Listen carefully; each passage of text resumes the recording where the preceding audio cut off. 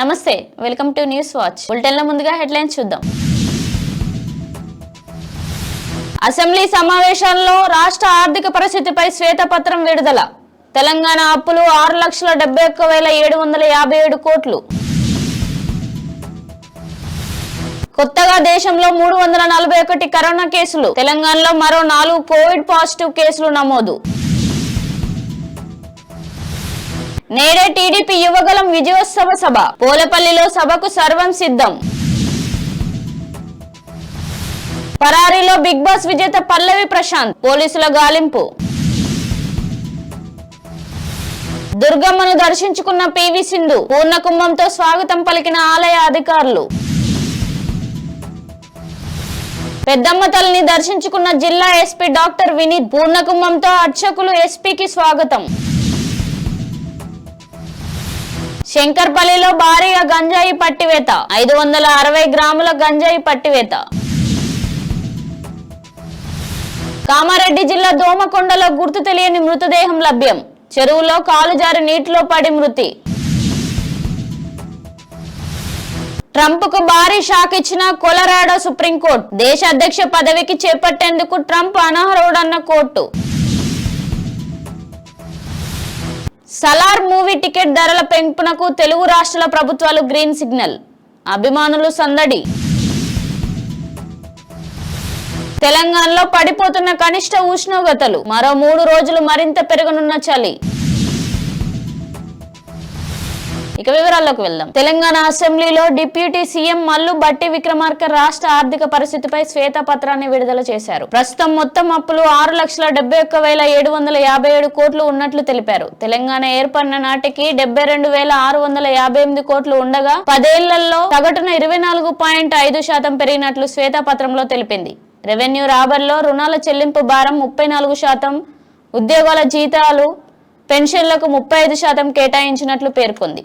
ఈ అంశంపై చర్చను అసెంబ్లీ స్పీకర్ గడ్డం ప్రసాద్ ప్రారంభించారు. మాట్లాడేందుకు తొలుత బీఆర్ఎస్ ఎమ్మెల్యే హరీష్ రావుకు అవకాశం ఇచ్చారు. దేశవ్యాప్తంగా కరోనా వైరస్ మరోసారి కలవర పెడుతుంది. గత కొన్ని రోజులుగా అదుపులోనే ఉందనుకున్న మహమ్మారి ఒక్కసారిగా విజృంభిస్తుంది. గత 4 రోజులుగా కోవిడ్ కేసుల్లో భారీగా పెరుగుదల కనిపిస్తుంది. దేశంలో సుమారు 260 కేసులు నమోదయ్యాయి. తెలంగాణలో గడిచిన 24 గంటల్లో కొత్తగా 4 కోవిడ్ పాజిటివ్ నిర్ధారణ అయినట్లు అధికారులు వెల్లడించారు. ఈ మేరకు వైద్య రోగ శాఖ బులెటిన్ విడుదల చేసింది. ఇవాళ 402 మందికి కోవిడ్ పరీక్షలు చేసినట్లు ఆరోగ్య శాఖ కోవిడ్ బులెటిన్ విడుదల చేసింది. టీడీపీ జాతీయ ప్రధాన కార్యదర్శి నారా లోకేష్ యువగలం పాదయాత్ర ముగింపు సభకు ఏర్పాట్లు పూర్తయ్యాయి. విజయనగరం జిల్లా భోగపురం సమీపంలోని పోలిపల్లిలో బుధవారం మధ్యాహ్నం యువగలం జైత్రయాత్ర విజయోత్సవ సభ జరగనుంది. ఈ కార్యక్రమానికి టీడీపీ అధినేత నారా చంద్రబాబు నాయుడు, బాలకృష్ణ, జనసేన అధినేత పవన్ కళ్యాణ్ రానున్నారు. 110 ఎకరాల స్థలంలో బహిరంగ సభకు విస్తృత ఏర్పాట్లు చేశారు. సుమారు 5 నుండి 6 లక్షల మంది హాజరవుతారని అంచనా. 50,000 మంది కూర్చొని బహిరంగంగా వీక్షించేలా ఏర్పాట్లు చేశారు. జూబ్లీహిల్స్ పోలీస్ స్టేషన్ లో నమోదైన కేసులో A1 గా ఉన్న బిగ్ బాస్ విజేత పల్లవి ప్రశాంత్ పరారీలో ఉన్నట్లు పోలీసులు తెలిపారు. అతని ఆచూకీ కోసం 3 ప్రత్యేక బృందాలను ఏర్పాటు చేసినట్లు పోలీసులు ప్రకటించారు. తనపై కేసు నమోదైందని తెలుసుకున్న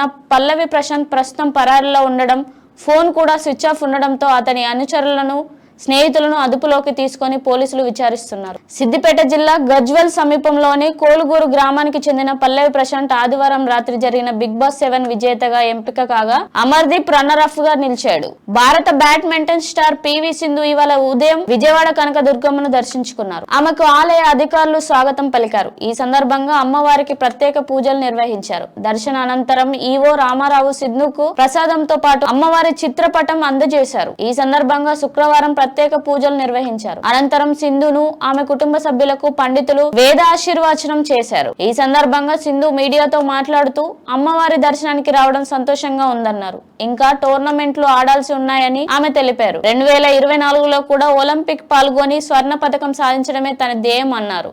భద్రాద్రి కొత్తగూడెం పాల్వంచ మండల పరిధిలోని కేశవాపురం జగన్నాథపురం గ్రామంలో వెలిసి ఉన్న శ్రీ కనకదుర్గ దేవస్థానం పెద్దమ్మ గుడిలో జిల్లా ఎస్పీ డాక్టర్ వినీత్ కుటుంబ సమేతంగా అమ్మవారిని దర్శించుకొని ప్రత్యేక పూజలు నిర్వహించారు. ముందుగా దేవస్థాన సాంప్రదాయం ప్రకారం పూర్ణ కుంభంతో అర్చకులు, దేవస్థాన కార్యనిర్వహణాధికారి, ధర్మకర్తల మండలి వారు స్వాగతం పలికారు. వీరికి పూజల అనంతరం అర్చకులు ఆశీర్వచనంతో పాటు శ్రీ అమ్మవారి శేష వస్త్ర ప్రసాదంను అందించారు.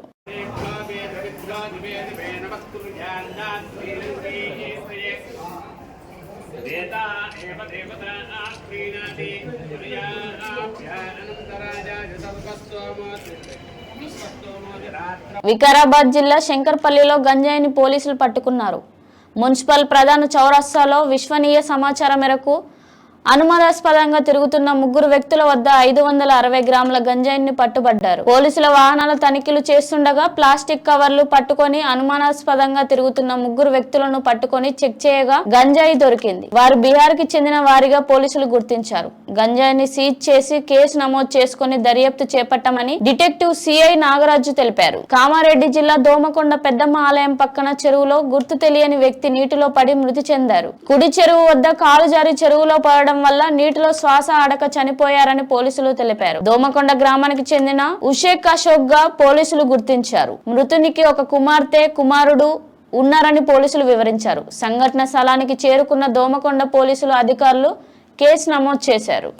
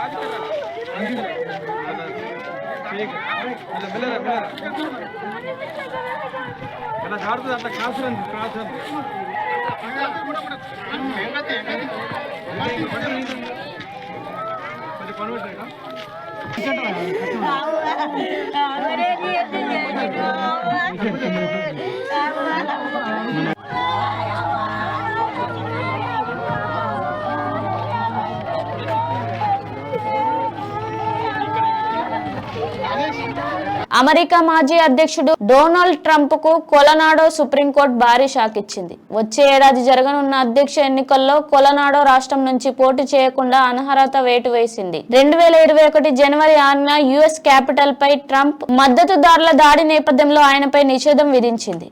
అమెరికా రాజ్యాంగంలోని నిబంధనల ప్రకారం దేశ అధ్యక్ష పదవిని చేపట్టేందుకు ట్రంప్ అనర్హుడని కోర్టు ప్రకటించింది. ప్రభాస్ హీరోగా నటించిన సాలార్ మూవీ టికెట్ ధరల పెంపునకు 2 తెలుగు రాష్ట్రాల ప్రభుత్వాలు గ్రీన్ సిగ్నల్ ఇచ్చాయి. భారీ బడ్జెట్ చిత్రాల విడుదల విషయంలో నిబంధనల మేరకు మొదటి వారం టికెట్ ధరలు పెంచుకునేలా తెలుగు రాష్ట్ర ప్రభుత్వం అనుమతి ఇస్తున్న సంగతి తెలిసిందే. సలార్ చిత్రాన్ని తెలుగులో విడుదల చేస్తున్న మైత్రి మూవీ మేకర్ సంస్థ విజ్ఞప్తి చేయగా సినిమా విడుదలైన రోజు నుంచి వారం పాటు అంటే డిసెంబర్ 28 వరకు టికెట్ ధరలు పెంచుకునేలా తెలంగాణ సర్కార్ వెసులుబాటు కల్పించింది. తెలంగాణలో ప్రత్యేక షోలకు అంగీకారం దొరకడంతో అభిమానులు సందడి చేస్తున్నారు. తెలంగాణలో మరో 3 రోజులు చలి తీవ్రత పెరుగుతుందని హైదరాబాద్ వాతావరణ కేంద్రం తెలిపింది. రాష్ట్ర వ్యాప్తంగా ఉష్ణోగ్రతలు పడిపోవడంతో తెల్లవారుజామున పొగమంచు కురుస్తుంది. మంచు కురుస్తుండటంతో చలికి భయపడి చిన్నారులు, వృద్ధులు బయటకు వచ్చేందుకు భయపడుతున్నారు. మంచు కారణంగా రహదారులపై వాహనాలు రాకపోకలు నెమ్మదిగా సాగుతున్నాయి. ఆదిలాబాద్ జిల్లా నెరడిగొండలో నిన్న అత్యల్పంగా 12.3 డిగ్రీల ఉష్ణోగ్రత నమోదైంది. దీనికి తోడుగా వీస్తున్న చలిగాలులు మరింత కంగారెత్తుతున్నాయి. నగరంలో నిన్న 17.9 డిగ్రీల కనిష్ట ఉష్ణోగ్రత నమోదైంది. బులెటిన్ల హెడ్లైన్స్ మరోసారి చూద్దాం. అసెంబ్లీ సమావేశాల్లో రాష్ట్ర ఆర్థిక పరిస్థితిపై శ్వేతపత్రం విడుదల. తెలంగాణ అప్పులు 6,71,757 కోట్లు. కొత్తగా దేశంలో 341 కరోనా కేసులు. తెలంగాణలో మరో 4 కోవిడ్ పాజిటివ్ కేసులు నమోదు. నేడే టీడీపీ యువగలం విజయోత్సవ సభ. పోలపల్లిలో సభకు సర్వం సిద్ధం.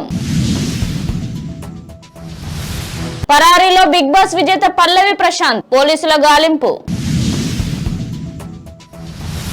దుర్గమ్మను దర్శించుకున్న పివి సింధు. పూర్ణకుంభంతో స్వాగతం పలికిన ఆలయ అధికారులు. పెద్దమ్మ తల్లిని దర్శించుకున్న జిల్లా ఎస్పీ డాక్టర్ వినీత్. పూర్ణకుంభంతో అర్చకులు ఎస్పీకి స్వాగతం.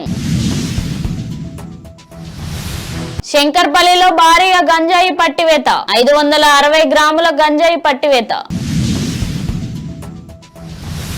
కామారెడ్డి జిల్లా దోమకొండలో గుర్తు తెలియని మృతదేహం లభ్యం. చెరువులో కాలు జారి నీటిలో పడి మృతి.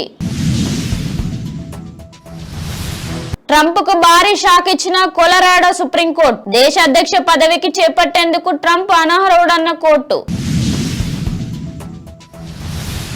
సలార్ మూవీ టికెట్ ధరల పెంపునకు తెలుగు రాష్ట్రాల ప్రభుత్వాలు గ్రీన్ సిగ్నల్. అభిమానులు సందడి. తెలంగాణలో పడిపోతున్న కనిష్ట ఉష్ణోగ్రతలు, మరో 3 రోజులు మరింత పెరగనున్న చలి. ఇది ఇవాల్టి బులెటిన్ అప్డేట్స్. చూస్తూ ఉండండి న్యూస్ వాచ్.